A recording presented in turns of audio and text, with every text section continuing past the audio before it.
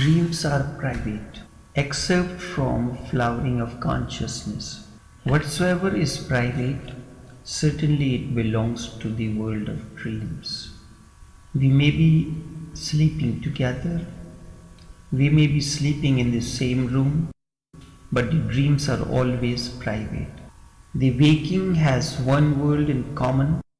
When somebody attains to awakening, there is only one world. However, sleepers have a private world of their own. No one can enter your private world of dreams. Let me say something about Heraclitus. Belonged to the city of Ephesus in Greece. He lived between 535 BCE to 475 BCE, before Common Era. He was a native of the city Ephesus, Ionia, on the coast of Asia Minor. He was born of a distinguished parentage. Little is known about his early life and education. However, he is regarded as a self-taught and pioneer of wisdom. From the lonely life he led, and still more from the riddling nature of his philosophy and his contempt for humankind in general, he is called the obscure, the weeping philosopher. Heraclitus is famous for his insistence on ever-present change in the universe. This is stated in his famous saying, "No man ever enters the same river twice." Because river is a flow, it is constantly flowing. It is not static. So too, life is constantly flowing. Time is constantly flowing. Neither time nor life is static. One moment that is gone forever and never comes back. Someone does something to you, you forget to thank him in the moment when it is happening. Then when you remember, you thank him, but the time has already passed. You cannot thank anyone because the moment is so precise. Heraclitus believed in the unity of opposites, stating that the path up and down are one and the same, all existing things being characterized by a pair of contrary properties. His cryptic utterance that all things come to be in accordance with this logos stand for reason, order, or law in an ever-shifting world. Dreams are absolutely private. No one can enter your dreams. You cannot share a dream even with your husband or wife. Husband and wife, they sleep on the same bed but dream separately. It is impossible to share a dream because it is nothing. How can you share nothing? Dream is bubble-like. It is absolutely non-essential. You cannot share it. You have to dream alone. Yet still so much importance is given to the dreams, trying to discover the meaning of dreams. And there are people who try to interpret dreams, and we fall prey to these people. There are so many sleepers that there exist so many worlds. You have your own world. If you are asleep, you live enclosed in your own thoughts, concepts, dreams, and desires. Whenever you meet another person, two worlds clash. Two worlds are in conflict with one another now, and this is what the situation is. Look at a husband and wife talking. In reality, they are not talking at all. The husband is thinking about the office and the salary, while the wife is thinking about her clothes for the Christmas party. Inside, they have their own private worlds. but their private worlds meet somewhere and clashes because the wife's special dress will depend on the salary of the husband, as he has to provide for the wife's dress. Husband returns from work. He is expressing his gestures towards the wife, but wife is thinking of something that she heard during the day, that the husband is having an affair with someone. She is thinking that the husband is having an affair and the husband wants to take the wife out. Two conflicting worlds, how can there be a communion? The wife says, darling, but behind the word darling are dresses. She is thinking about them. The word darling is empty and has a definitive motive. The word does not mean that which is written in the dictionary, because every time a woman or a man says darling, this is now just a facet, and the other immediately becomes afraid. The other does not show it, of course, because when someone says darling, you cannot show it. Instead he says, what is it? How are you? But he is afraid because he is thinking of his salary.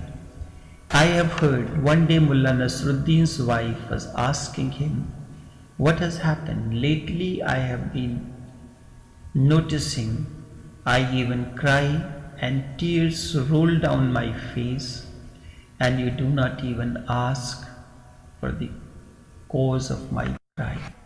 Mullah replied, enough is enough. It costs too much to ask. And in the past I have committed that mistake so many times.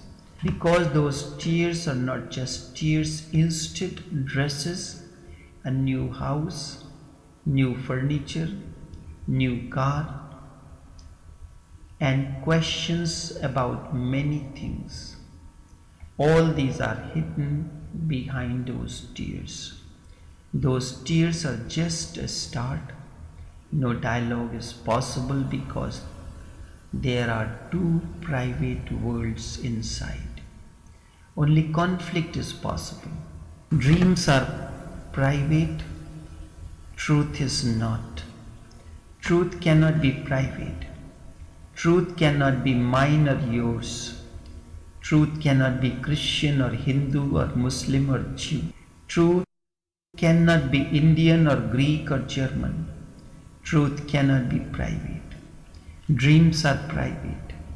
Whatsoever is private, remember it must belong to the world of dreams. Truth is an open sky. It is for all and it is one. That is why when Lao Tse speaks, the language may be different. Buddha talks, the language is different. Heraclitus talks, the language is different, but they mean the same. They indicate towards the same. Buddhas do not live in a private world. The private world has disappeared with their dreams, desires, and the mind. Mind has a private world, but consciousness has no privacy. Consciousness is cosmic. The waking has one world in common. All those who are awake, they have one world in common, and that is existence. And all those who are asleep and dreaming have their own worlds, diversified and many-faceted. I ask you to be in the world, but do not let the world be in you. Your world has to be dropped instead. That is the only thing I require. Your world has to be dropped. Indeed, that is the only thing I require of you. I do not ask you to leave your wife or husband or this or that. I do not ask you to leave your jobs. I do not ask you to leave your money or anything else. No. I simply say leave your private world of dreams. That is the beginning of a spiritual journey for me. There is no need to leave this world, the visible, and do something else. Going to Himalayas, leaving the wife, husband, and children, that is not the point at all. That is not the world to leave. How can you leave it? Even the Himalayas belong to this world. The real world that has to be renounced is mind, the dreams, the desires, and the private dreaming. If you renounce it, sitting in the market, you are in the Himalayas.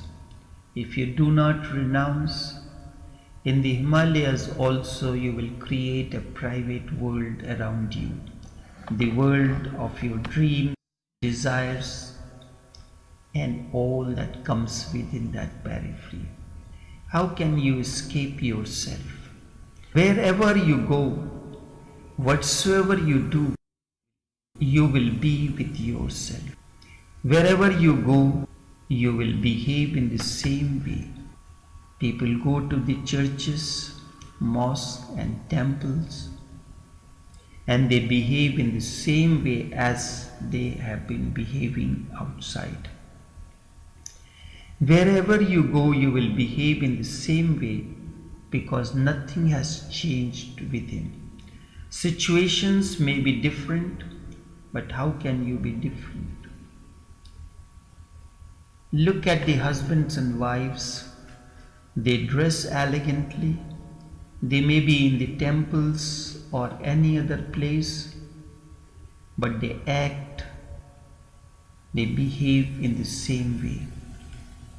You will be asleep in Himalayas or in New York or London or Trinidad or anywhere else. What difference does it make? Whether you sleep in New Delhi or you sleep in Boston or you sleep in London or in the Himalayas, wherever you are, you will be dreaming, desiring. Drop dreaming, drop desiring, become more alert. Suddenly dreams disappear, and with dreams disappearing, also disappears all misery, all conflict, all pain, and all that associates with it.